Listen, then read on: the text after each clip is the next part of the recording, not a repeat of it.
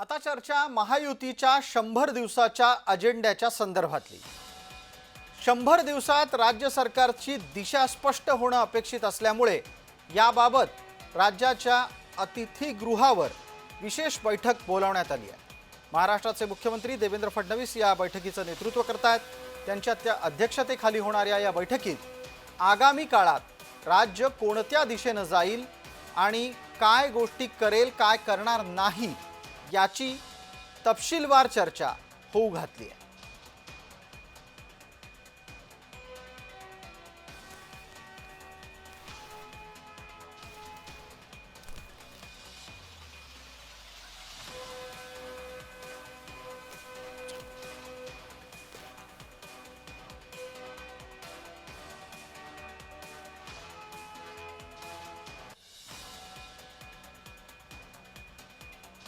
आमचे सहकारी मनोज दयाळकर आता आपल्याला जोडले गेलेले आहेत। मनोज, ज्या बैठकीच्या निमित्तानं आपण आता चर्चा करतो आहे त्या बैठकीत राज्याचं धोरण पुढच्या 5 वर्षांसाठी ठरणं अपेक्षित आहे।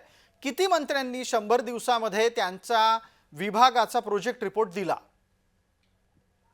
नक्कीच प्रसाद सर, आपण बघितलं तर मुख्यमंत्री देवेंद्र फडणवीस यांनी 100 दिवसाचा आढावा बैठक बोलवली होती। सह्याद्री अतिथी गृहावरती ही बैठक बोलवली होती। या बैठकीला आपण बघितलं तर दोन्ही उपमुख्यमंत्री अजित पवार आणि एकनाथ शिंदे हे देखील उपस्थित आहेत आणि त्यामध्ये ही बैठक आता सुरू आहे।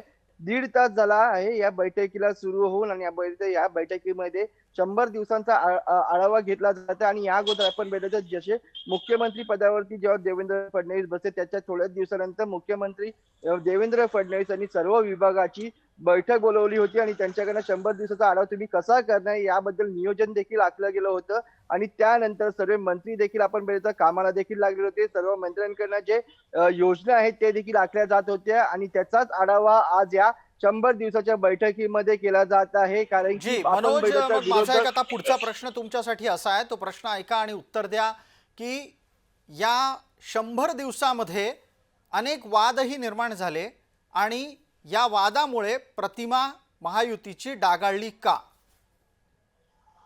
नक्कीच प्रसाद सर, आपण बघितलं ते या 100 दिवसांमध्ये मोठ्या प्रमाणामध्ये टीका देखील विरोधकांकडून झालेल्या आहेत, पण त्याला उत्तर देखील महायुतीचे सरकार म्हणजे मुख्यमंत्री तसेच दोन्ही उपमुख्यमंत्री यांनी देखील दिलेलं आहे। पण आपण बघितलं कायदा सुव्यवस्थेमध्ये मोठ्या प्रमाणामध्ये प्रश्न निर्माण झालेला आहे। आत्ताच आपण बघितलं परवाच एक पुण्यामध्ये घटना घडलेली आहे, त्यामध्ये देखील कायदा सुव्यवस्थेत मोठा प्रश्न निर्माण झालेला आहे। आणि आपण बघितलं तर यावरती देखील ही कायदा सुव्यवस्थेवरती काय निर्णय घेतला जातो हे देखील पाहणं गरजेचं ठरणार आहे। बिलकुल मनोज, या निमित्तानंच आणखीन माझा प्रश्न आहे आपल्याला की या राज्य सरकारच्या समोर आत्ताच्या घडीला तुमच्या राजकीय आकलनाच्या नुसार काय आव्हान आहेत?